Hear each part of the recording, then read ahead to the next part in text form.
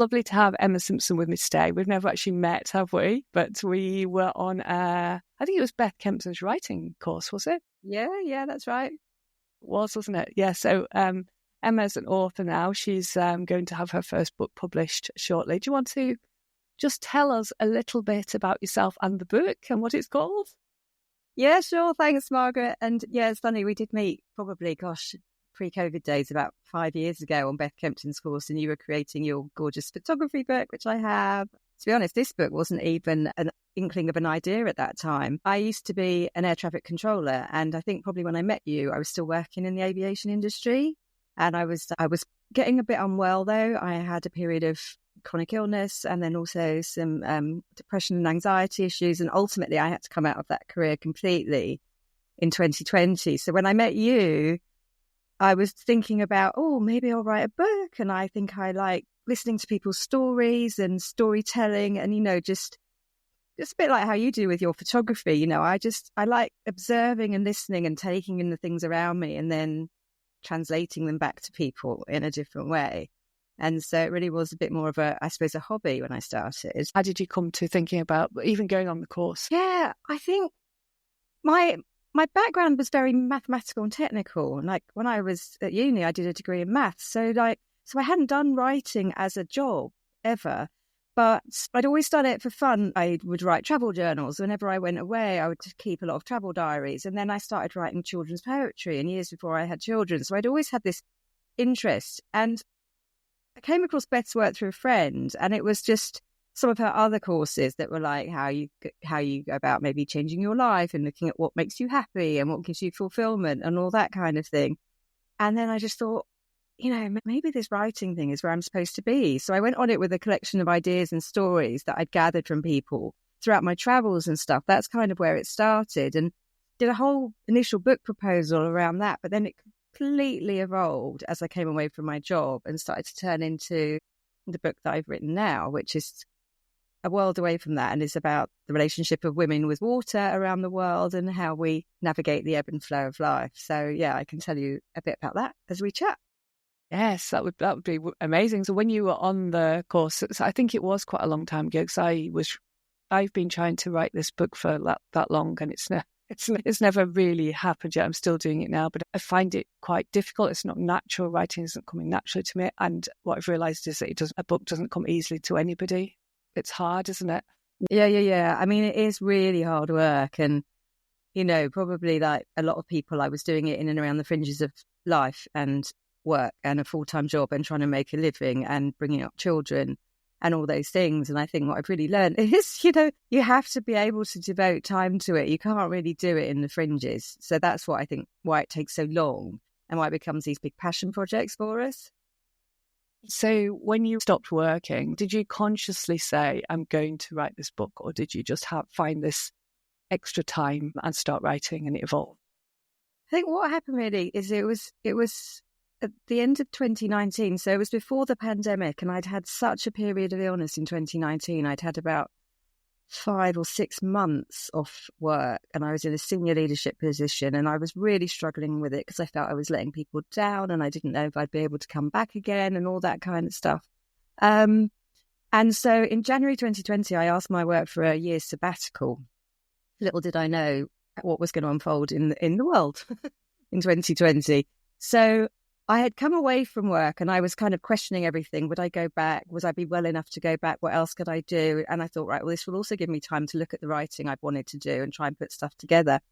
And funny enough, what happened is I was doing a lot more open water swimming. I'd been doing it for about 5 years, but it became something that was really healing for me during my illness and in coming to terms with grief, because my brother died tragically in our 30s. And that's one of the things that precipitated me becoming unwell, both physically and mentally. So as I started to go down to the water a lot more and swim a lot more, I started meeting women down there and gathering their stories. And so again, I've always sort of thought, it's about being a storyteller, a story receiver and a storyteller.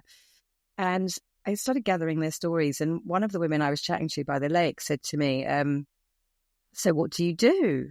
And I was in this real flux of state where I was like, oh God, I feel like if I say I work in aviation, I'm lying because I'm off sick and I'm on sabbatical. Or if I say I'm a writer, I'm lying because, I haven't written anything. But I just thought, no, I'm going to own this right now, because here, by the side of the lake, gathering stories, that's what I am. And I remember saying to this total stranger, I'm a writer. I'm a writer, and thinking, Christ, I hope they don't find me out and all that sort of stuff. But, my nose didn't grow and the world didn't explode. And she was like, oh, amazing. I've got all these great stories. Would you like to write a book about this bunch of women? And so it sort of evolved from there. And I was like, oh my God, I said that and I meant it. And then somebody took it at face value. And then they asked for a sample of my writing and I sent it over. So I started working on a project with this woman, but then lockdown happened. So that project didn't actually come to fruition. So, things are constantly evolving, aren't they? But that's kind of where it started. So it's taking one step, isn't it? It's taking a step and like you said, owning it. I can see that when you own it, then something happens. Something happens because that's happened, and then you kind of find your way.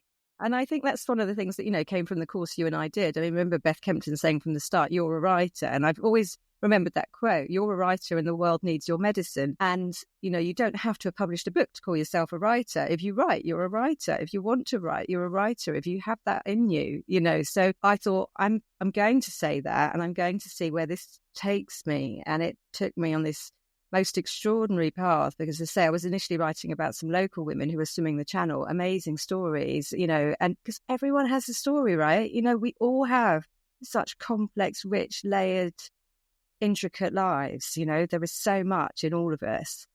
And I think it's that magic of opening up the conversation with people and seeing where it goes. From experience, I know that swim, or whatever you want to call them, swimmers, dippers, whatever it is, it tends to be quite a high percentage of women. I've swum outdoors for about 15 years now, and it was always, it started off because of my migraines. I haven't been able to for about a year now. It's been about a year or so. My body just, it isn't the right thing for me at the moment. It's too much at the moment, which is another story. But they're often amongst this group of women that are outdoors everywhere in the UK, it's a healing thing, isn't it? And there's often a high, I mean, you'll know, I'm talking like I know all of this, but you'll know more than me, but I can see from experience there's a high percentage of sort of middle-aged women who, at that age, you tend to start beginning to suffer with mental or physical health problems. And it's just overloading life from what I've seen, and everyone's got a different reason for it. So I suppose what you've done is tap into that, and that becomes really interesting and really healing for other people to read. Is that right?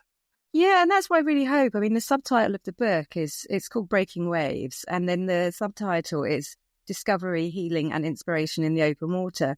So it is all of those things. And what happened when the pandemic hit was that, as I say, I couldn't continue really meeting the women I had been meeting because we weren't allowed to swim together or meet and all that.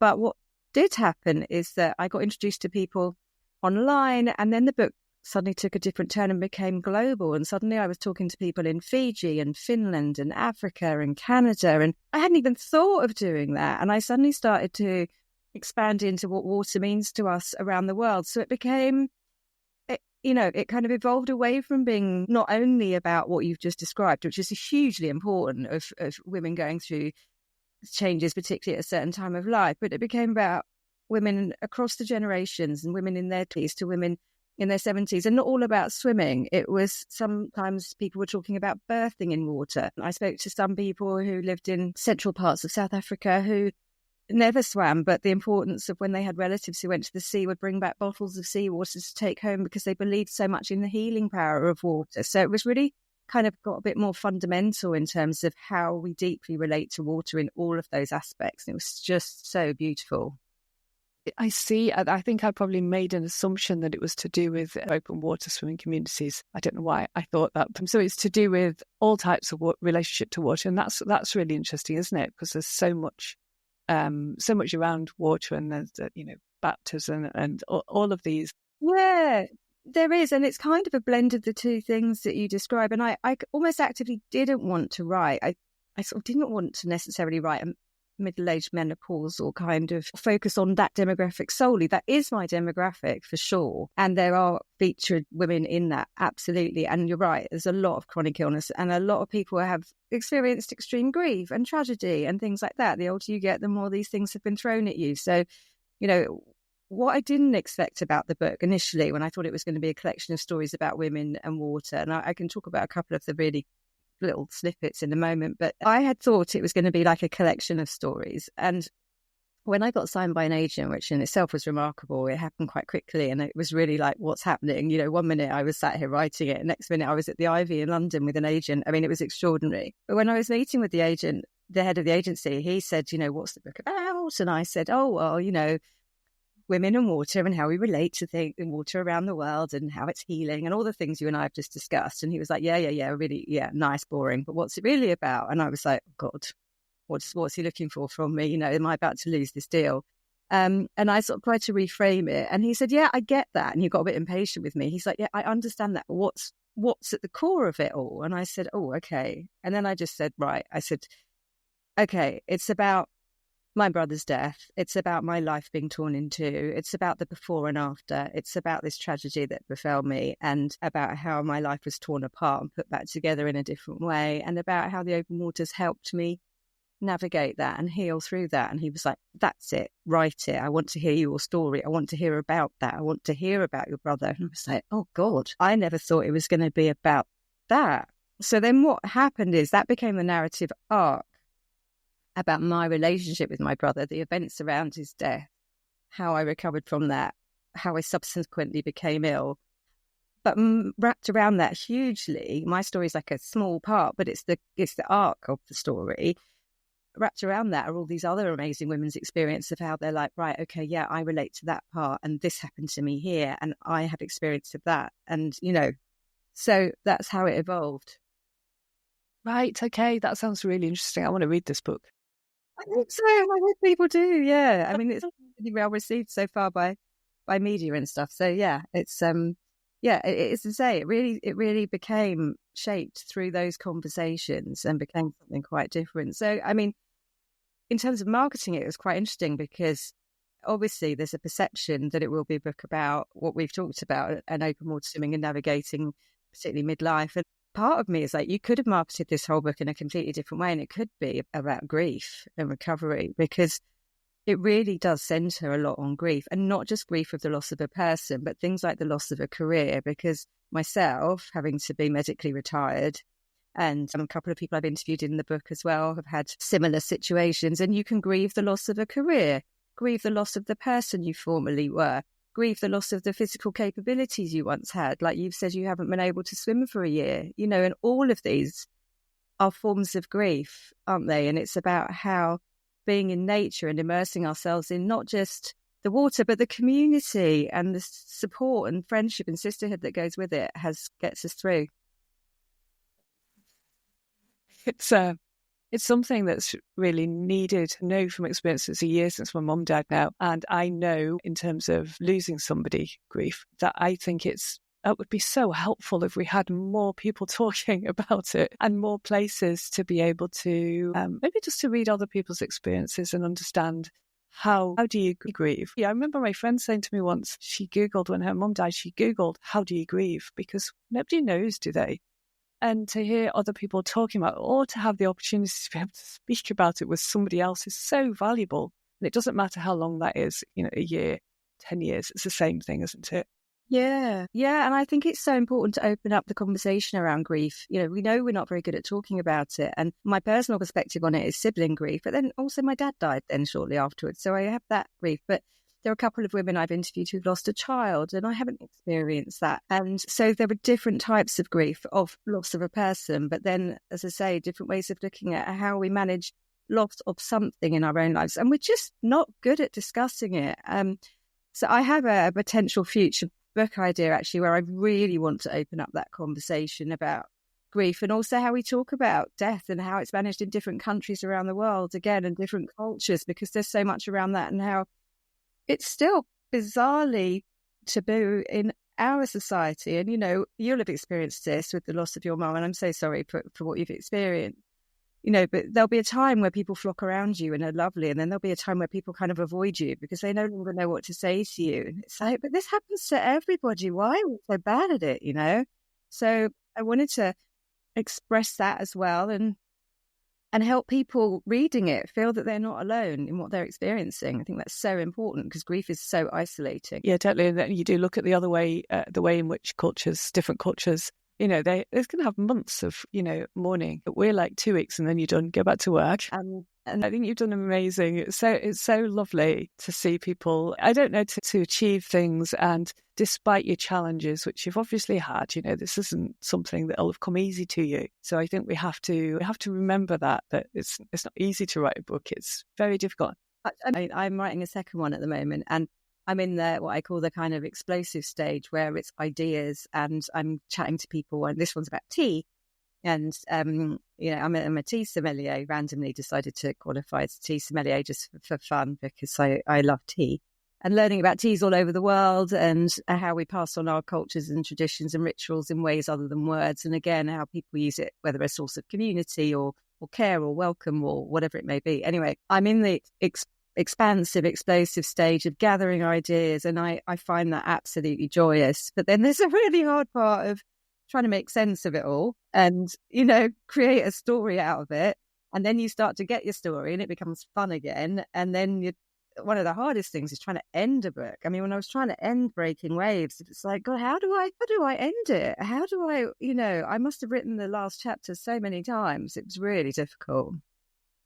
Do you think, just as you're talking there, do you think that when I'm saying it's hard, because it's my first written book, I've produced a lot of photography books, but actual writing for me has been a challenge to me. And now the more that I write now, I've started writing on Substack, which is actually how we reconnected. And it's joyous. I love it. And it's becoming very free and easy. And maybe that's to do with the fact that I've got more time. I think it is a little bit more space in my life, and I'm putting some energy into it. But as I'm doing it, it feels great. And so when I first started photography, it was difficult. It was kind of like I had to get to grips with all the technicals and all the what am I trying to say, what am I trying to show, what am I trying to put out that. And it's difficult when you first start something, but then 20 years down the line, photography for me is so easy. It's just like, well, I know what I want to show, I know how to do it. I'm going to put it out there, and it's great. I love it. I love sharing that. It's very easy. So I wonder if part of what I was saying there was because writing for me is the beginning of my learning journey of how to write. And then the more that you do it, so I wonder if the more books that you write, it becomes more easy, flowing, joyous. I don't know. I don't know. And I think it depends what you're writing and who you're writing it for. And I'm really conscious at times because Substack, I think, brings a particular joy because you're in a community. So you write something relatively short and you get feedback. And like, say, you and I have reconnected through that and you have conversations around it. And again, writing is very isolating as well. It's very solitary. So all these things, I sort of strive for community and connection, which is what I try and do through my words. And Substack gives you that. I think if you're writing a book for a long, long time, you're just writing into a void because nobody's read it. I mean, I finished this book over a year ago and still nobody's read it because it's being published in March, And obviously I've had proof copies read and media reviews, and that's all very positive, but I still haven't had, a whole load of interaction around it. So does it get easier? I don't know. I think it definitely evolves. And then what I'm wary of, I mean, be careful what you wish for or don't wish for, but I have a lot of friends now through Substack who are journalists, and I am in awe of the way that they write because they write to deadline, like hugely quickly, incredibly tight, smart pieces. Now, I don't operate like that. I'm very wordy and I have to cut and cut and cut and cut, and it takes a long time. And then I'm like, oh, imagine if the book was successful and then I got offered a column in a paper, right? Because you think that would be amazing and I'd have some income finally, because it doesn't pay very much writing any book, that's for sure. But actually, that's back to the be careful what you wish for, because I think for me, that would take the joy out of writing, because then I'd be writing under pressure to a deadline in a style that doesn't come naturally to me, So I think it very much depends what you're writing and who you're writing it for. Yeah, I wouldn't want to be a journalist. I think it's got to be very, I don't know. You don't know, do you? Because I think it's you've got to be very careful as to when you say, I don't want to do this or I'm going to do this, because you don't know. Life changes, doesn't it? I never thought I'd be living on Harris with my opening a gallery. And I just didn't think that would be the way my life went, but it did, and it's wonderful. it's a difficult thing, but I think for it's difficult when you're starting to get paid for it, isn't it? As in, it's not completely your own words, but somebody else is paying you to write an article on something. I suppose it becomes slightly different. Depends whether you can separate yourself from that. Like the photography would be, I get paid to do weddings, so I just do the wedding, and that's it. You find your flow, you do it, but it's not your own. It's not your own work. It's not your own joy. There's a joy in it because you're practicing the medium that you love, but the actual work for yourself is very different. So I suppose it depends whether you can compartmentalize that a little bit and just enjoy the fact you're getting paid for it. Yeah, and what you need to do. I mean, I haven't had the luxury of people throwing money at me to write stuff yet. I'm not going to pretend that I have. So, I've made incomes by dog sitting and doing different things. We all find a way because, that allows me to do the writing that I want to do in the way that I want to do it. But I'm interested by your question of, does it become easier? I think it depends. If you are doing it for a job, then you obviously develop a skill. And if you're a copywriter or something like that, I think I've already evolved in my writing quite a lot. And I think I'm almost, there'll be a point where I'll probably be scared to look back at Breaking Waves and you know what I mean? Look at it. And you might do that. I wonder if you do that with some of your early photography stuff and think, oh my God, what was I thinking? Why did I think that light was good? Or, you know what I mean? I don't know much about, as obviously your world. But I'm sure you must have those feelings and when you know what you can do now. I think your book sounds amazing. So I was going to say the first thing that you do isn't always your best work because you do evolve and get better. I think what it is it's very open, it's very raw, and that is the way that I write on Substack as well. I don't feel the need to sugarcoat things, and I think if we're talking about things like grief, we have to tell it really, really how it is. I feel the responsibility to myself and to others, to do that. I don't give everything in that, I don't expose all of my personal life and I keep my children protected and all the usual stuff.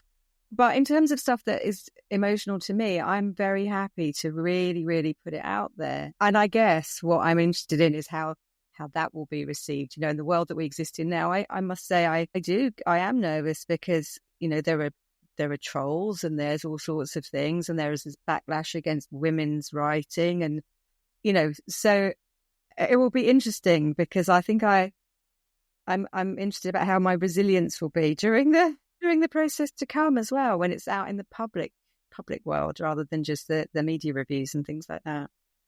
I think you'll be fine. Honestly, I think there's a lot of negativity against every anything that you put out there. There could be negative feedback, or it's something that you can worry about. From my experience, I think that if you're a kind, open, genuine person, those sort of people don't tend to find you, and you just kind of attract what you put out into the world. So I think you'll be great. I just did want to say that the thing that really, when I got in touch with you to say, would you come and talk to me? I read your article on Substack about, I think it was to do with how much you'd earned during the year. But what really struck me was that, like, oh my goodness, nobody ever says that. Who is honest and open and stands up and says, this is it. This is what I've earned this year, and yeah, it's not great, but I'm living this great life. So it is what it is. That's real honesty, and a lot of people put themselves out there and they're kind of like, and they're bigging themselves up and they're earning 7 figures. I don't even know what 7 figures means, but you just hear that number all the time. 6 figures, 7 figures. Yeah, 6 would be nice. 5 would be nice. Exactly. But people they want to put out a front of living this amazing life where everything's great. And it's really refreshing when people are honest, open and vulnerable with that. So that's the reason I wanted to talk to you, because I think that was a really great thing to do. Thank you. And again, I think that's really important because most of us are existing in that which is not said, aren't we, really? Most of us aren't having their 6-figure, whether it's book deals or incomes or subscriber numbers or whatever. And, you hear so much about goal setting and targets. And I was in corporate life for 20 years and it makes me want to casually vomit. I just don't want to do it, It's just really not my bag anymore. And I really turned it on its head. Cheesy quote from one of my favourite films, which is Field of Dreams, which is like, if you build it, they will come. So I kind of come back to that side of it. It's like, if I wanted to target book sales, I could probably have written in a different way, perhaps to target the specific audience that we started talking about. Now, my book is hopefully going to be very much in demand by that audience, but that wasn't, do you know what I mean? I could have written maybe more self-helpy or things that, you know, look at the zeitgeist and think, right, okay, this is the way it's going. But for me, it's about writing from the heart, and then it will find its audience. It will find its audience, and it already is, and it already has. And it's, as I say, it's already being hugely well received by those that have had the early copies. And I'm like, okay, great. It sounds a bit cliche, but it is. It's been writing from the heart. And I don't see the point for me of doing it any other way. I mean, with my Substack, I don't see the point of saying, oh, I've made this much and I want to get thousands of subscribers. It's like, okay, I'm on here. And, you know, like I said in the piece, it's like, well, I've won a writing award. I won the Wild Atlantic Writers Award. I got a book deal. I've got an agent. I'm being published. I've become a swimwear model. I'm doing all these things. But at the end of the day, I've earned £1,300 this year. You know, that's the reality. And I think it's just like, if it makes you laugh out loud, then brilliant. This is how it works. It makes other people feel like they've got a connection. They not feel better about themselves. They feel like not everybody's life is living six-figure income. I keep saying that because I just think it's hilarious. You know, it's not all perfect. Exactly. And I think things like getting a book deal, right? Because so many people aspire to get a book deal. So I don't underestimate how huge that is. But I could present myself as, look at me, I'm a first-time author and I got a book deal. And I could sound like, I don't know how sweary your podcast is, but I mean, I could sound like a total wanker, you know. And I could present an image that's this, which might give me more Instagram followers. But I mean, what I'm actually at is, I wrote something and it got picked up and I'm so grateful and I'm flabbergasted and I got a book deal and that's brilliant. And I'm not diminishing that, but I'm still not earning any money. But, you know, so it's just kind of presenting it in a different way, which for me means that those people that I will find my audience through that. It's just real, isn't it? It's being real. And that's a great thing. We need a bit more of that, don't we? See too much fake stuff at the moment, don't we? God, we drown in it and all this, like, you know, and I see it, you know, and I want what she's got and, oh, how did you do that? But underneath it, there's all going to be this subtext of stuff that we're not talking about. So it's like, okay, I'm going to talk about it. I've got an online community and we've been doing a little bit about Substack and why you would write, why would you, you know, why would you put your words out there? And I'm always saying we need more like open, genuine, encouraging, artistic writing or sharing of whatever you're doing that's wonderful, that's being about in nature, being about flowers, whatever it is. It's not to be sniffed at, these small beautiful things that people are doing, because there is so much nonsense. And I screenshotted this the other day because it helps me remind myself that it's important to keep sharing my work. One of the Instagram things that comes up a lot, and it was a picture of a grandma at 71, and the quote on it was, "How did she stay so slim?" If that's your goal, and so much of that is being pushed out towards the young kids now, we need to sort of counteract that as much as we can. Yeah, we do. I mean, one of my whole chapters is actually about body image, and the people that came about through speaking to a couple of Finnish women predominantly, and how they are brought up within the sauna culture and the normalization of nudity and the acceptance of the female form in all its shapes and sizes at all ages. You know, they're just like, we don't understand why you are so obsessed with this over here. And it was such a refreshing conversation. So I was like, okay, I want to write about that, because also for me, I noticed that around the open water, nobody's judging or looking at each other when you're in that situation. It's all about, you know, the visceral experience of being in the water. It's not a glamour parade in bikinis around the lake of a freezing cold, murky loch or something, is it? You know, so this comes into all walks. So I do write about that as well. You know, in terms of, let's just be how we are, for goodness sake, it's okay. Fabulous. It's just so important, isn't it? And you know, there's so much pushed at you to try and stay like you look like you were 20. It's like, well, you're not 20 anymore, so how can you possibly stay the same? And why would you want to? No, exactly. You know, so it's really, it's great. It sounds like you've really touched on some really important topics. The book's out in March, so is it open for pre-orders now, or how does it work? Yes, yeah, it most definitely is. Yes. Yeah, it's published on March the 27th by Icon Books, and it's available for pre-order on Amazon and Waterstones and Foils and various others, I'm sure. I'm going to be doing a book tour that starts on the 1st of March, actually, starting at the Annex Story Fest in Northumberland. And so far I've got various dates booked in all the way from Brighton up to the Isle of Harris next October, which has been an extraordinary turn of events, which I'm so, so excited about. So, yeah, the book is available, and I will be doing lots of things in person as well, because I want to speak to people about it and hear their feedback and understand what they're looking for, and, you know, really connect through it.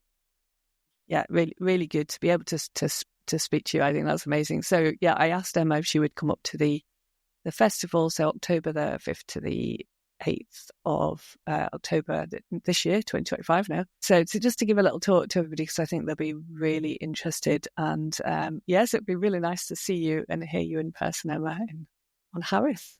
And to swim in those beautiful waters and to see those beaches. I'm actually so excited about it. That's great. That's wonderful. So I think if you can just let us know your Substack maybe, or website, whichever was best for people to find you. Yeah, Substack would be great. I mean, my Substack publication is called Lemon Soul, Soul. And I'm Emma Simpson author. I'm Emma Simpson author everywhere. My website is emmasimpsonauthor.com. My Substack and Instagram are Emma Simpson author. So I'm quite findable on all that. And I'd be delighted to hear from people. It really is all about those conversations and connecting and hearing how we share our experiences. You know, we're not alone in this stuff. We all feel this. We all feel these things. We just need to keep the conversations going. Brilliant. Well, thank you. Thank you for coming to talk to me, Emma. It's lovely to see you today. Yeah, so lovely. Thanks. And you're so welcome. It's been an absolute pleasure.